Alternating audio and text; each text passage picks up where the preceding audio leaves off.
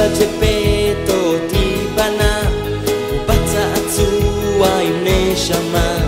אמנם אני עשוי מעץ אבל תמיד אוהב להתרוצץ.